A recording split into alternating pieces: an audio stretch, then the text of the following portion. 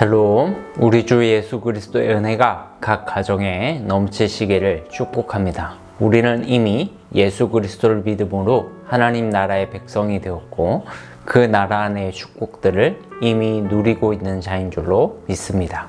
그러므로 하나님의 백성답게 빛의 자녀답게 하루하루 믿음으로 살아가시는 성도님들이 되시기를 축복합니다. 오늘 함께 보실 말씀은 데살로니가 전서 4장 말씀 되겠습니다. 제4장.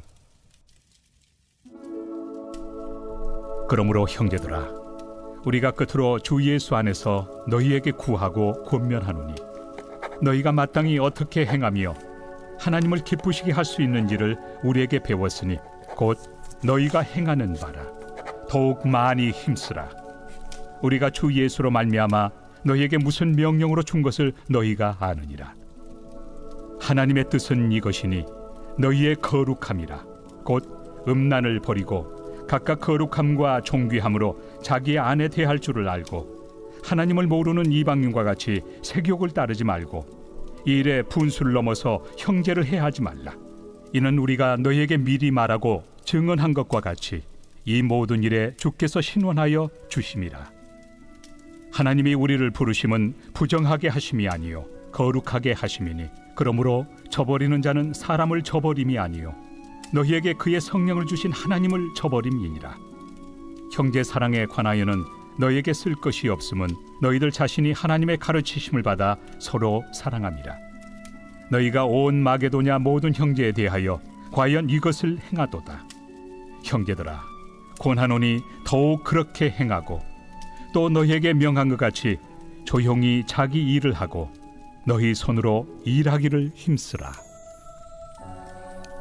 이는 외인에 대하여 단정히 행하고 또한 아무 궁핍함이 없게 하려 함이라.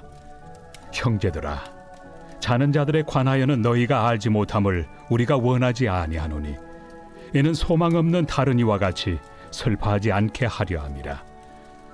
우리가 예수께서 죽으셨다가 다시 살아나심을 믿을진대 이와 같이 예수 안에서 자는 자들도 하나님이 그와 함께 데리고 오시리라.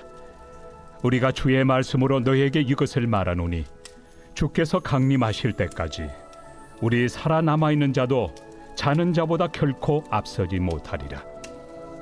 주께서 호령과 천사장의 소리와 하나님의 나팔 소리로 친히 하늘로부터 강림하시리니 그리스도 안에서 죽은 자들이 먼저 일어나고 그 후에 우리 살아남은 자들도 그들과 함께 구름 속으로 끌어올려 공중에서 주를 영접하게 하시리니 그리하여 우리가 항상 주와 함께 있으리라.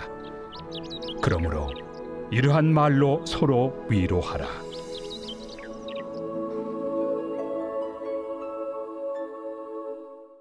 데살로니가 전서 4장과 5장은 우리에게 예수님의 재림, 즉 종말론에 대한 신앙을 가르쳐주고 있는 말씀인데요. 예수님이 언제 어떻게 재림하시는지 그리고 그것을 준비하고 기다리는 우리의 태도와 자세는 어떻게 해야 되는지 이 모든 것을 설명하고 있는 부분이 바로 4장과 5장의 말씀입니다. 먼저 바울이 왜 이 종말론의 주제를 이렇게 깊이 다루고 있는지 언급을 해야 될 것 같아요. 바울은 편지를 쓸 때 아무렇게나 쓰는 사람이 아닙니다. 바울의 편지들은 모두 그 교회가 각각 처한 상황과 아주 밀접한 관련이 있어요. 그 말은 뭐죠? 지금 이 데살로니가 교회 성도들이 종말론에 대단히 큰 관심이 있다는 거죠. 물론 당시 기독교인들은 누구나 종말에 대한 관심이 있었습니다. 예수님께서 승천하시면서 내가 곧 다시 올 것이다 라고 말씀하셨기 때문에 실제로 당시 그리스도인들은 각자 자신들의 세대에 예수님의 재림이 실제로 이루어질 것이라고 믿었습니다. 다만 그 열정이 데살로니가 교회 성도들이 유독 심했던 것 같아요. 어느 정도였냐면 4장 11절에 보면 이런 말씀이 있어요. 4장 11절의 말씀이에요. 또 너희에게 명한 것 같이 조용히 자기 일을 하고 너희 손으로 일하기를 힘쓰라.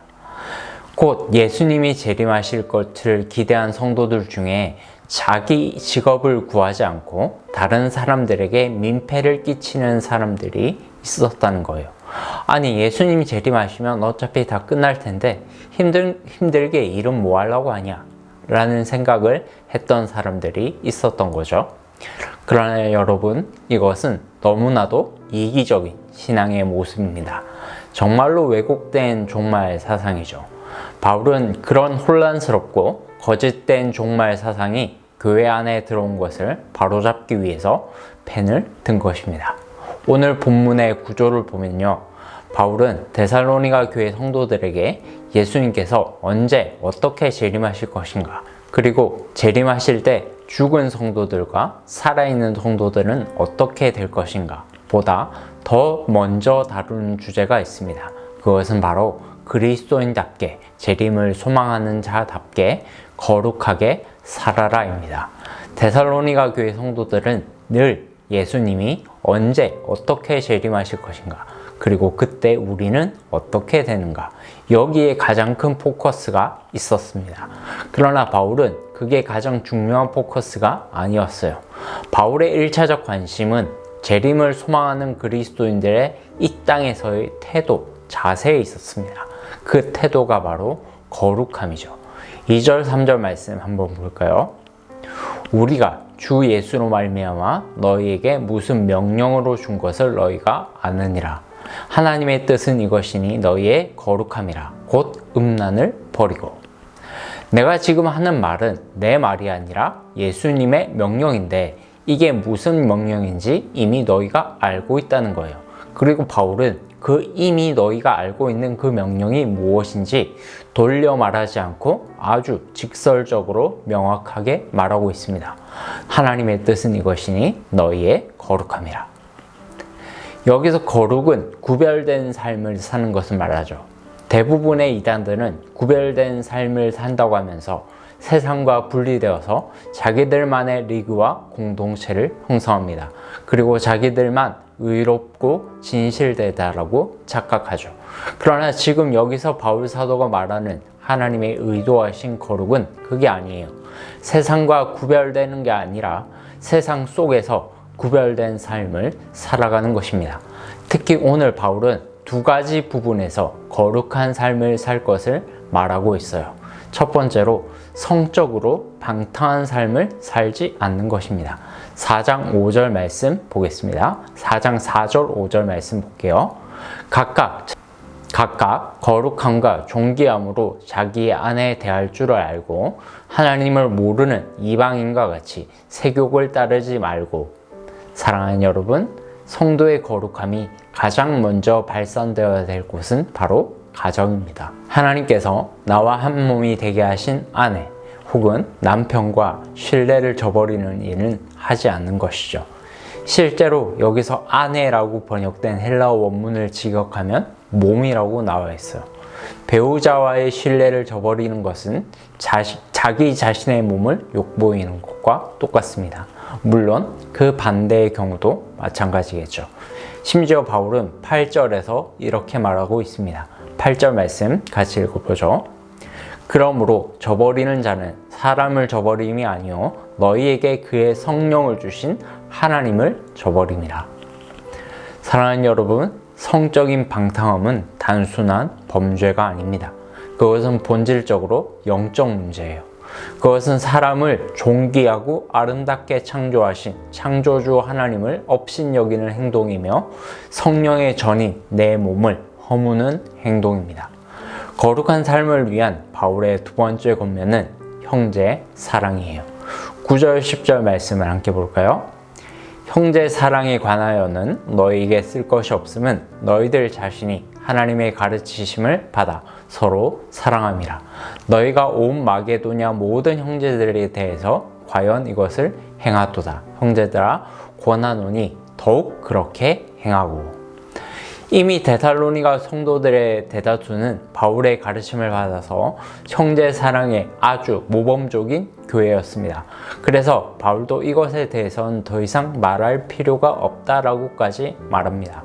그러면서 더 말하는 이유는 뭐죠? 10절 끝에 보면 더욱 그렇게 행하라 라는 말 때문이죠. 즉 지금보다 더 열심히, 더 뜨겁게 사랑하라는 것입니다. 어떤 일이 있어도 형제 사랑을 멈추지 말라는 거예요. 그런데 아까 처음 우리가 살펴보았던 11절과 같이 자기 손으로 일하지 않고 다른 사람들에게 민폐를 끼치는 사람도 분명히 있었습니다. 이건 게으른 게 아니라 이기적인 거예요. 형제 사랑에 대한 아무 감각도 없는 사람들이죠. 바울은 그리스도인이 열심히 일을 해야 되는 이유를 12절에서 이렇게 설명하고 있습니다. 이는 외인에 대해서 단정히 행하고 또한 아무 궁핍함이 없게 하려 함이라. 외인은 믿지 않는 사람이고 단정히 행한다는 것은 품위 있게 행동한다는 뜻입니다. 즉 그리스도인들이 남들보다 더 부지런히 일을 해야 되는 이유는 믿지 않는 사람들에게 예수의 향기를 나타내기 위함입니다. 사랑하는 여러분, 성경은 게으른 것을 아주 큰 죄 중에 하나라고 분명히 말하고 있어요. 자문만 읽어봐도 이 부분에 대해서 얼마나 많이 경고하는지 알 수 있습니다. 우리가 게으름을 피우지 않고 부지런히 일하는 목적이 뭘까요? 돈 많이 벌어서 부자 되기 위한 것입니까? 그렇게 되면 좋겠지만 그게 일하는 것의 목적이라면 우리는 세상의 사고관을 가지고 살아가는 것입니다. 그리스도인이 일을 하고 돈을 버는 목적은 그것으로 다른 사람들을 더 섬기기 위함임을 기억하시기 바랍니다. 받는 것보다 주는 것이 더 복되다라고 하신 주님의 말씀을 몸으로 깨닫는 것입니다. 오늘도 그런 마음으로 맡은 자리에서 열심히 일하시는 주의 백성들 되시기를 축복합니다. 자, 이런 기본적인 거룩의 태도가 전제가 되고 나서 바울은 재림의 현상에 대한 관심을 가져야 건강한 종말론을 확립할 수 있다라고 말합니다. 13절에서 18절에 보면 언급하고 있는 재림의 현상이 있어요. 두 가지인데요. 첫째는 죽은 자들의 부활이고 그리고 두 번째 그리스도께서 재림하시는 모습입니다. 우선 13절 말씀을 읽어보죠. 형제들아, 자는 자들에 관하여는 너희가 알지 못함을 원하지 아니하노니 이는 소망 없는 다른 이와 같이 슬퍼하지 않게 하려 함이라. 사랑하는 여러분, 성경은 그리스도인들의 죽음에 대해서 죽었다라고 표현하지 않고 잠잔다라는 표현을 씁니다. 왜 그렇습니까? 영원한 부활이 우리에게 있기 때문입니다. 바울은 정말 이 소망을 성도들이 깨닫기를 간절히 바라고 있습니다. 그래서 혹시나 가까운 사람이 죽었을 때 소망 없는 자처럼 너무 슬퍼하지 않기를 바라고 있는 것입니다. 14절에서 말하는 것처럼 예수께서 부활하셨다는 것을 믿는다면 잠자는 자들도 반드시 부활할 것이라는 것을 믿는 믿음이 기독교 믿음의 굳건한 진리입니다. 또한 데살로니가 교회는 예수님이 어떻게 재림하실지도 아주 관심이 많았습니다. 그래서 오직 이 본문에만 기록된 표현들이 나옵니다. 16절, 17절 함께 보죠. 주께서 호령과 천사장의 소리와 하나님의 나팔 소리로 친히 하늘로부터 강림하시리니 그리스도 안에서 죽은 자들이 먼저 일어나고 그 후에 우리 살아남은 자들도 그들과 함께 구름 속으로 끌어올려 공중에서 주를 영접하게 하시리니 그리하여 우리가 항상 주와 함께 있으리라. 아멘.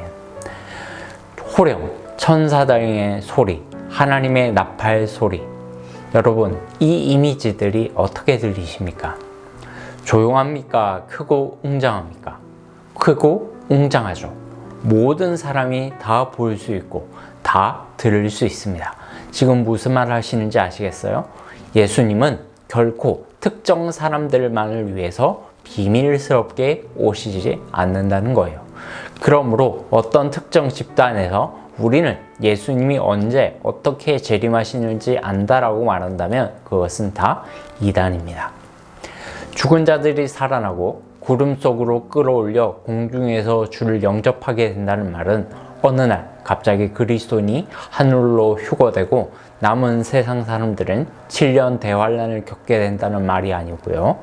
천사장의 나팔 소리와 함께 모든 사람이 다 볼 수 있게 그리스도께서 재림하시면 그리스도인들 중에 살아남은 자들과 죽은 자들이 모두 함께 그리스도를 맞이하게 될 것이고, 예수님은 그들과 함께 영원한 하나님 나라를 완성하실 것이라는 말입니다. 사랑하는 여러분, 그리스도의 재림을 소망하십니까?